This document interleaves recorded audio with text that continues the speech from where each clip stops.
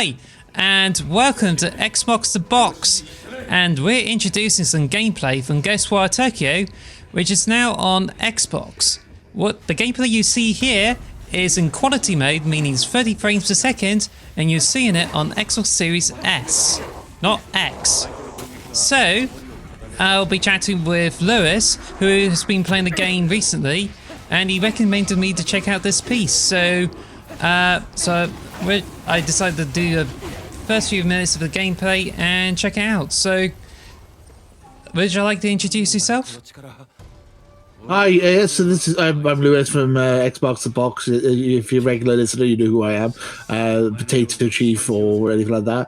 So this is essentially kind of our Ghostwire Tokyo preview / review or whatever. We don't get games early because we're independent and we're just, we're doing this for fun. So this is like the earliest access we've had to it. I know it's been out for a year on PlayStation, but it's brand new to Xbox with some brand new features. As you were saying yourself, you've got it in quality mode, which is nice.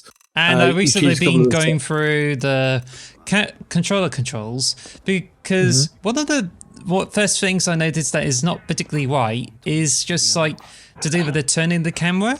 Like, movement is fine, but the camera just makes it look like as if you're lightheaded, and it's a bit awkward, so I had to change the settings around. So I noticed that myself. I feel like because when we were online during the podcast last week, you mentioned the fact that a lot of people recommend changing a couple of the settings, and I do feel like it makes a world of difference if you make a couple of changes to the settings. The default settings are a bit strange. The game is automatically in Japanese and no English voice acting, which I get people like subtitles and stuff and over dub, but when you're playing a game, it's very difficult to read subtitles and aim and shoot at the same time. Personally, I think it would make more sense just to have the English voice actor myself. Well, that's why you have like accessibility. You can change things like subtitles or even with like making the UI much better. So right now we're just in this tutorial area where we learn how to play the game. So basically, Ghostwire Tokyo is to do with like being able to use spells instead of weapons. And you're pretty much stuck with what you got.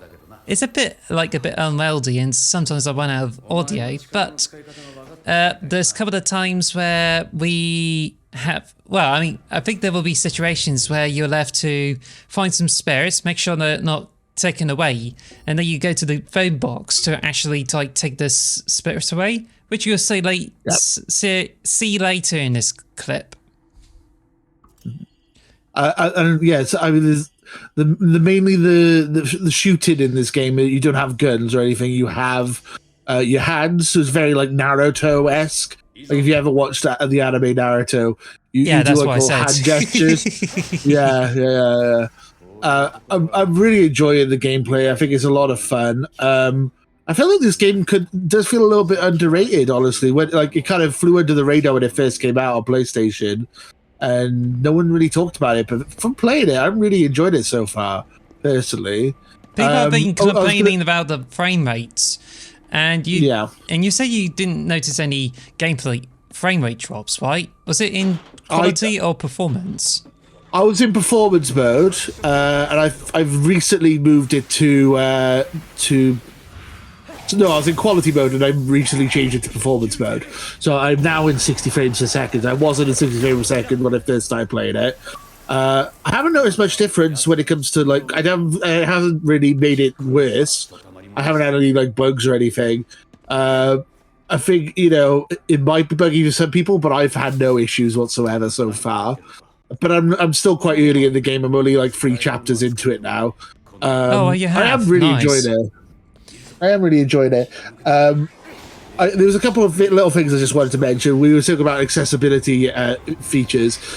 Ghostwire Tokyo has this one feature in this game that no one's talked about, and I feel like should be in every single horror game ever made, ever, period, full stop. Which is reducing jump scares, isn't it?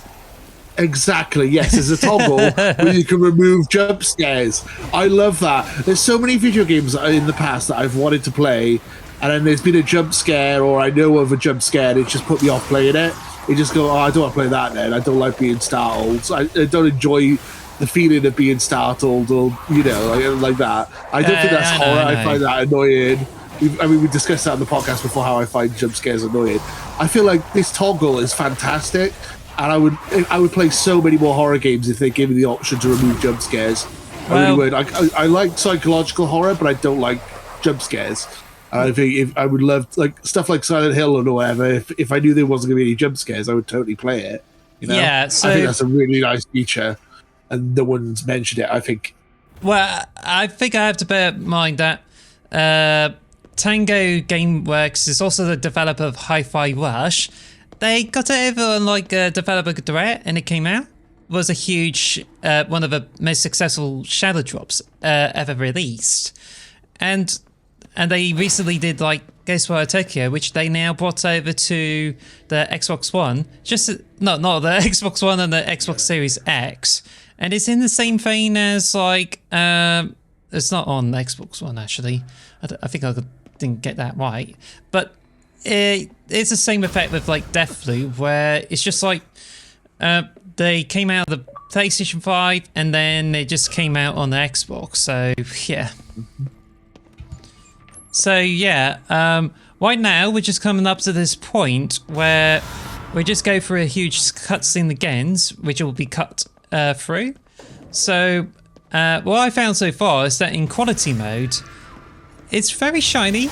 There's some parts that are not well traced, and therefore it's just it looks very pretty. And the quality mode, it's what you expect on Xbox or even PlayStation 2 back then. And I think with this kind of graphical quality on the consoles, especially on Series S, a £250 console, it's just so impressive to see how that goes. So yeah, it's just very, very impressive. Also, with what I find with some of the stuff there is just melancholy, and I noticed there's a lot of yokai, which I did actually notice in some parts. There's a big monster that crawls over, and when you go into the shop, you notice there's a cat who actually has two tails, which is actually one of the yokai, which happens to be a cat with two tails. Also, there's definitely a bunch of dogs too you can pet, and you can actually get achievement for petting one. Yeah, I was going to mention. I'm sorry if you had any technical difficulties there. I was going to mention the fact that you can pet cats and dogs in this game, which makes this game infinitely better than God of War Ragnarok. So, yes, petting animals, it gives you a higher rating, in my opinion. I think that's fantastic. I would love it. Yeah, you can kill millions of human characters in this game, but as long as the cats and the dogs are okay, I'm happy. I'm sorry about the any interrupt with the. No, it's all right. That's all been sorted, but eventually you go into the town, and I feel it already gets you into open world, which, in my opinion, does a much better job compared to I think it's Atomic Heart, where you spend 5 hours until you get into open world. But here, you just need to complete the first chapter, and then you go into this more of an open world, but you're restricted from one of those areas because of the fog, which you can already see on the screen. So you have to backtrack and find throughout all those different paths. And it shows you more of a tutorial and shows you the basic gameplay mechanics, which are hunting down ghosts, freeing spirits, and even getting also those pot of foods there. And I think it just reminds me of a show that I recently saw on Netflix, which is Alice in Borderland, which is set in Tokyo, and it's where it's everyone's disappeared, so you have to go through a bunch of games in order to survive. But I don't know if you've seen that show, which is also made in Japan. That's interesting, though. I've never seen it, but that sounds really interesting. Yeah, I mean, it does have a very. This game is extremely Japanese, or as you said about yokai and stuff. It is extremely Japanese, but. I would also need to mention that it even features a Shinto temple that you can interact with, and you can get this paper thing that lets you capture spirits up. So Yes. it does take a lot of traditional Japanese culture as well as some folklore aspects, which kind of like makes it for the more immersive and quite an interesting culture too. And I'm really impressed of what they made with this whole game. And as someone that's like going into Japanese culture, it's just like very, very interesting to like explore and be able to take in all those details. And I think to me, it's a nicely, it looks like a very pretty game, and it also has some impressive gameplay. The one thing I'm mostly disappointed about is to do the controls, and I think where you deal with the thumbsticks, the options can make it better, but then otherwise it just makes it a little bit unwieldy, and it just makes me miss like Halo Infinite. Yeah, I agree completely. Like the controls are still, even with tweaking, don't feel 100% correct, but it's still, I think it's a fantastic game so far from what I've played. Yeah, I'm looking forward to playing a bit more of it, to be honest. I just want to try and get into it a bit further. So, how far have you got into it? Because I've got to about chapter 3. Got as far as like in the middle of chapter 2 when I stopped this video. But yeah, it's still interesting to come over there. But I feel it's just one of these games like Control, or even like with Atomic Heart, where I played the game for a few hours and then left again. But I think with this kind of aesthetic, it just kind of makes me like wanted to like play more of it. So yeah, definitely. I just really want to go through YouTube videos and see the best controller settings, so I can be able to have an easier time to aim and attack. But yeah, but right now it's just like not that great. But when it comes to like getting the best from the Xbox, this game is pretty much it. So yeah. Yeah, definitely. I think it. I think this does get the best out of the Xbox. I think this is a really fun game. It's a shame that it took a year to come over to the Xbox, but there's a lot of DLC and stuff added onto it as well. Oh, is it? So nice. you get the best version of it. I feel like Deathloop last year when it came out, we got the Golden Loop edition. We got I can't remember what it's called now in this, so I apologize. But we got the special edition version of this, which is like basically the Game of the Year edition. So we have all the extra content, like extra maps and extra DLC and extra costumes and stuff like that, and it's all being just added on for free, which is it's a nice little addition for us Xbox gamers who've waited the extra year to play it, and I'm really enjoying it. I think it's a lot of fun. So basically, it's like a Game of the Year edition, is it? Essentially, yeah. It's essentially the Game of the Year edition, but no extra costs, which is nice. Nice. But yeah, I think it's just very impressive. But we're going to wrap this up. It's going to be like literally 10 minutes. But hopefully we can end this when we can like deposit the spirits in and hopefully get this footage of a petting the dog gameplay. So... that's the most important, is the dog, for sure. Petting the dog is the most important part of the game.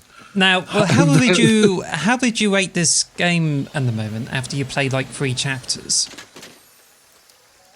Maybe a 7 out of 10. I'd say that probably like my gut instinct for this. I think it's really fun. I'm really enjoying it, but it has a couple of problems. It doesn't run 100%. The controls are a bit off. But I'm enjoying it so far. I'd say 7 out of 10 at the moment. It has some really cool features, like as I said, like the turning off jump scares and patting the dog. I think that's all great stuff. Well, I think to me it's just like it's great. I certainly enjoyed it, but I think there's a few things that they didn't actually look over, and that includes the controller settings as well as like getting the performance not right, because I think I did notice some frame drops in some situations. So I would say it's currently a 7, but if I were to play it more of it, then it could be 8. So who knows? We'll have to see about that.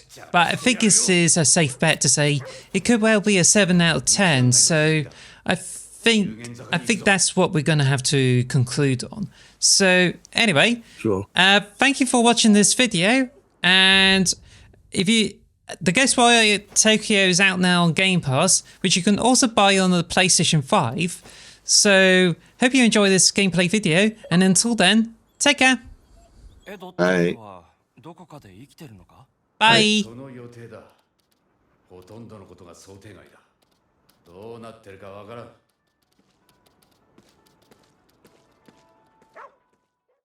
Thank you for listening to the X Marks the Box podcast.